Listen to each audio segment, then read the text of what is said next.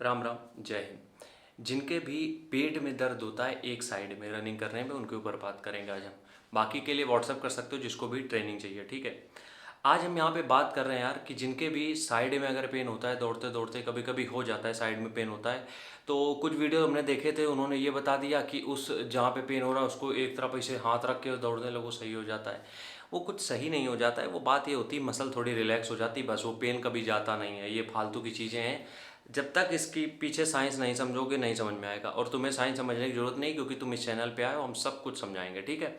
सबसे पहली चीज़ तुम यहाँ पे ये समझो कि जब भी तुम्हारे पेन होता है बॉडी के किसी भी पार्ट में दौड़ते दौड़ते, उसका दो रीज़न हो सकते हैं। सबसे पहला रीज़न हो सकता है या तो उस मसल में क्रैम्प आया, या तो सोरनेस हुई है, या फिर तुम्हारी वो मसल मतलब वीक है, ठीक है।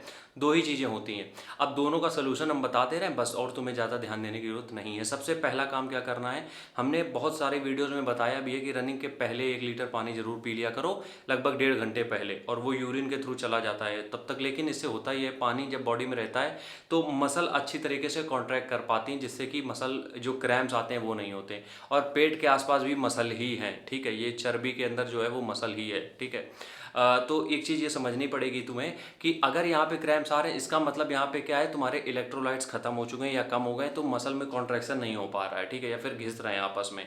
तो इसके लिए सबसे बढ़िया ये है नमक पानी का घोल, या फिर इलेक्ट्रॉल एनर्जॉल, जो भी होता है। जब भी तुम्हें क्रैम्प्स हो रहे हो, या तो तुम पहले से तैयारी करके रखो कि जब भी तुम डेली दौड़ रहे हो तो डेली एक कम से कम 1 चम्मच एनर्जॉल पीते रहो, या फिर अगर उसी समय हो रहा है तो 2 मिनट रुक के 1-2 घूंट पी सकते हो। तुरंत तो उससे आराम नहीं मिलेगा, लेकिन थोड़ा रिलीफ मिल जाएगा। तो सबसे पहला काम, दौड़ के तुरंत बाद 1 चम्मच एनर्जॉल डेली बेसिस पे कंज्यूम करना चालू कर दो। डेली दौड़ के तुरंत बाद, डेली बेसिस पे, ठीक है। इससे क्या होगा, ये क्रैम्प, सोरनेस, फटीग, ये सब नहीं होगा। पहली चीज़ ये हो गई। दूसरा काम क्या करना है, कई बार मसल हमारी कमज़ोर होती है जिसकी वजह से भी दर्द होता है। अगर तुम बार बार दौड़ रहे हो, पेट में एकदम चर्बी जमा है और तुम्हारे पेट टाइट नहीं, कोर टाइट नहीं है, तो रनिंग में कुछ मज़ा नहीं आने वाला है। क्योंकि जब तक कोर नहीं टाइट रहेगा तब तक रनिंग में पूरा फोर्स जनरेट नहीं होता है।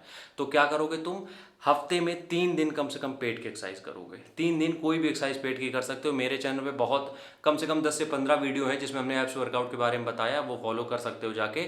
और वो एप्स वर्कआउट हम डिस्क्रिप्शन में डाल देंगे, देख लेना, वो फॉलो करो जाके। अब उससे क्या होगा, वो जब वर्कआउट करोगे तुम, तो तुम्हारी पेट कोर जो है वो इतना स्ट्रांग हो जाएगा कि तुम फिर आराम से दौड़ पाओगे, कोई दिक्कत नहीं आएगी, ठीक है। समझ में आ गई बातें।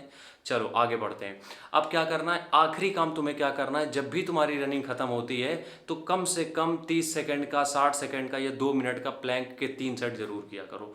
प्लैंक तुम्हारी पूरी बॉडी के पोस्चर को बैलेंस कर देती है। बैलेंस का मतलब ये होता है कि सारी मसल जो भी अनइवन होती है वो बराबर हो जाती हैं, ठीक है। अब इसका मतलब ये नहीं कि चेस्ट अगर ऊपर नीचे तो वो बराबर हो जाएगा, नहीं। कई बार होता है ना, हम लोग दौड़ने में हिलते डुलते बहुत हैं, वो चीज़ें नहीं रहेंगी। और यही 3 चीज़ें करोगे, इसके अलावा तुम्हें एक साइड में पेट पकड़ने की, ये सब करने की जरूरत नहीं है। इन सब से ज़्यादा कुछ होता भी नहीं है, ठीक है।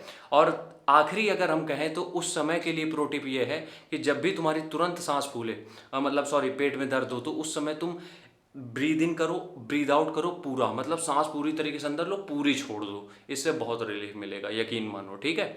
राम राम, जय हिंद।